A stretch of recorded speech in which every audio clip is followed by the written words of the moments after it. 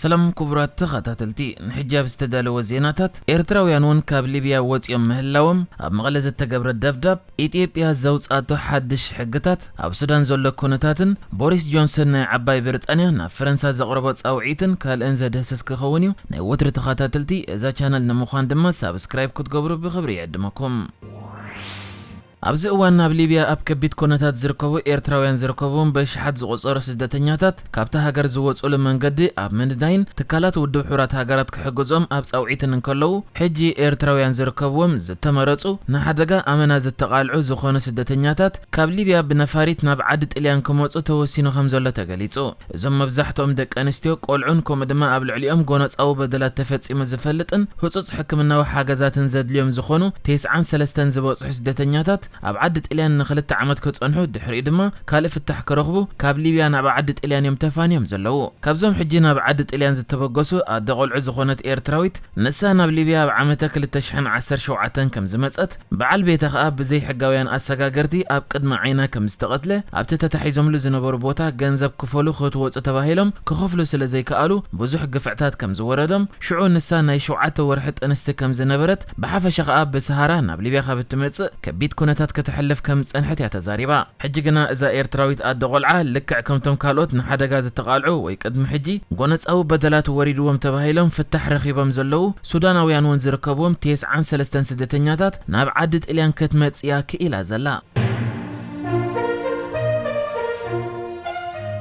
أبي إثيوبيا نوتهدراو حبريتات بزملكت نزقرب صبصبات ممرحي وصيو إذا حدش ممرحي مستزكاي زلو وتهدراو منقسقاسات بزتأساسر كابت سلطان زتوهب أكال وصاي زتفلاليه صبصباتن تنتانتاتن مهابن مزرغحن كمستخلكله إذا حدش وصي زلو أواج أفليتو إتي فصام أكال نافصصما أواج هصصوان بمغمغم أب كيد سرح عنقفات مخانم أب زغلصم 4 غدايات تمال حموس أب زمحلالفو تأزاز وتهدراو منقسقاساتن حبريتاتن كاب زملكت أكال وصاي كي وهاب عزيزو وتهدراو منقسقاساتن وصيتات وعلو عوده خويناتن بزملكت سلطان كابستوهاب أكال وصاي ناي سيفيل كوينه وتهدراو مرحتي بزخونه مرخب بزحان مغلص مهابن مزرغحن زتخل كلام مخانه غليصلا مجكازي حساب كان ناي مغلص ناصنت بزبل زتفلاليو مرخب بزحان بمطقام نتي اشبار غجله بقت تخونه بتزاورن بمدغاف اوفره هلونا عنقفات زفطر اكالات كاب تግባሮም كقطبو كبليو اذا اواج ህጹስ ጊዜ አጠንቂቆ ዘላ አብዘዋን አንጻር መንግስት ዝዋጎ ዘለው ኃይልታት ትግራይ መጥቃዕታቶም በመቀጻል ናብ አዲስ አበባ ገጾም ይጉስጉሶ ከም ዘለውን ኣብ ከባቢ 200 ኪሎ ሜትር ርሒቆም ምህላውን ክገልጾን ከለው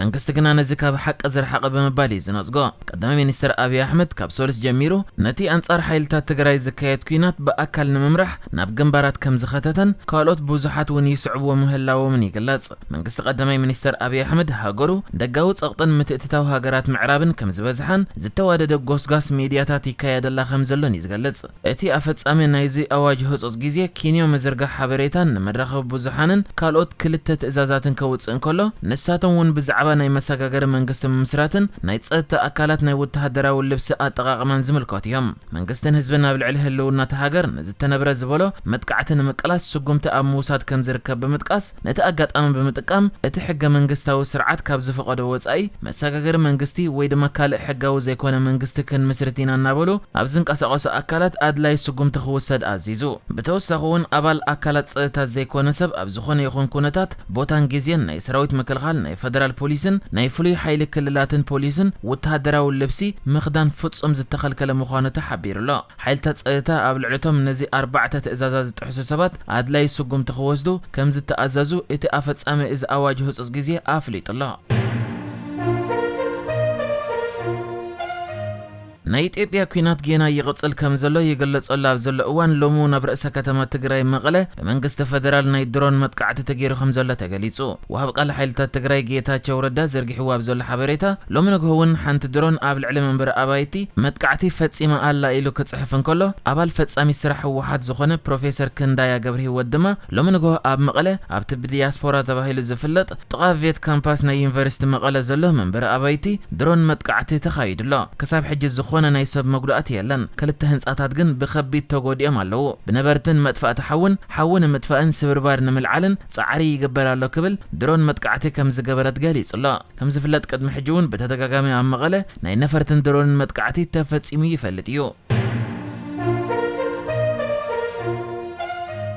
ኣብ ርእሰ ከተማ ካርቱምን ካልኦት ከተማታት ሱዳንን በሽሓት ዝቑጸሩ ሰባት ኣብ ልዕሊ ሰራዊት እቲ ሃገርን መሪሕነቱን ጸቕጥን ምፍጣር ዝዓለመ ሰላማዊ ሰልፊ ኣካይዶም። ኣብቲ ኣብ ኡምዱርማን ዝተኻየደ ሰልፊ ሓይልታት ጸጥታ ኣብ ልዕሊቶም ነቲ ኣብ ዝሓለፈ ወርሒ ዝተኻየደ ዕልዋ ዝኾኑን ዝነበሩ ሰልፈኛታት ዘንብዕ ጋዝ ተኩሶም ከም ዘለዉ እውን ተገሊጹ። እቶም ሰልፈኛታት ኣብ ዝሓለፉ ሰሙናት ብሓይልታት ጸጥታ ንዝተቐትሉ ብዓሰርተታት ዝቑጸሩ ብጾቶም ንምዝካርዮም ናብ ጎደናታት ዝወጹ ኮይኖም ነቲ ንቐዳማይ ሚኒስትር ዓብደላ ሐመዶክ ናብ ስልጣኑ ክመለስ ዝኽኣለ ምስ ሰራዊት ዝተገብረ ስምምዕ እውን ኣቲሮም እዮም ዝቃወሙ ዘለዉ። ከም ዝፍለጥ ዓበይቲ ፖለቲካውያን ሰልፍታትን ሓያላት ናይ ተቃውሞ ድምጽታትን ሐመዶክ ምስቲ ሰራዊት ዝኸተሙ ስምምዕ ክቃወምዎ ጸኒሖም እዮም። ገለ ወገናት ከዓ ነቲ ተግባር ከም ጥልመት ክርእይዎ እንከለዉ ነቲ ወተሃደራዊ ዕልዋ ብፖለቲካዊ መሸፈኒ ምግባር ምዃኑ ይገልጹ። እቲ ሰራዊት ኣብ ወርሒ ጥቅምቲ ዕልዋ መንግስቲ ብምክያድ ንሲቪላውያን መራሕቲ ኣብ ትሕቲ ቀይዲ ብምእታው ብጀነራል ዓብዱልፈታሕ አልቡርሃን ዝምራሕ ሓድሽ መንግስቲ ኣውጆ እኳ እንተነበረ ኣብ መወዳእታ ናይ ዝሓለፈ ሰሙን እዩ ንቐዳማይ ሚኒስትር ዓብደላ ሐመዶክ ናብ ስልጣኑ ክመልሶ እንከሎ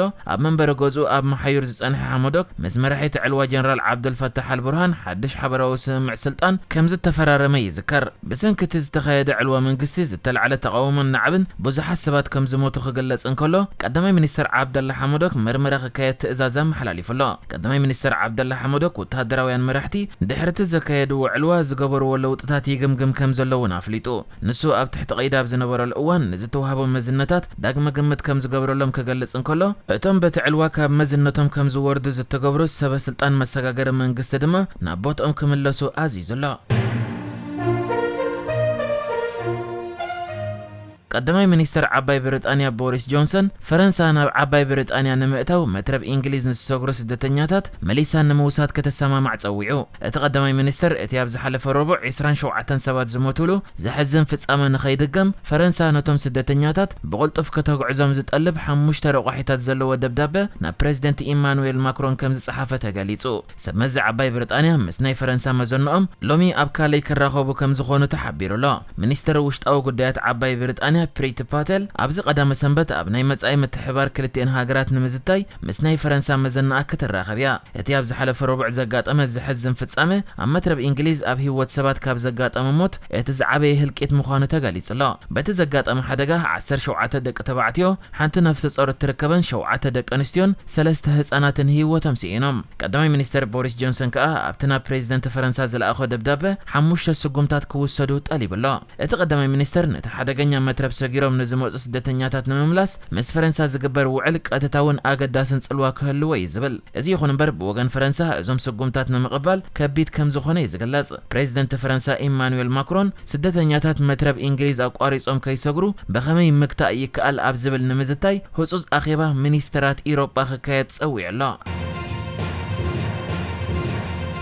ንሕጂ ዝተዳለወ ዜናታት እዚ ነይሩ። ብካልእ ክሳብ ንራኸብ ሰላም ንዓኹም።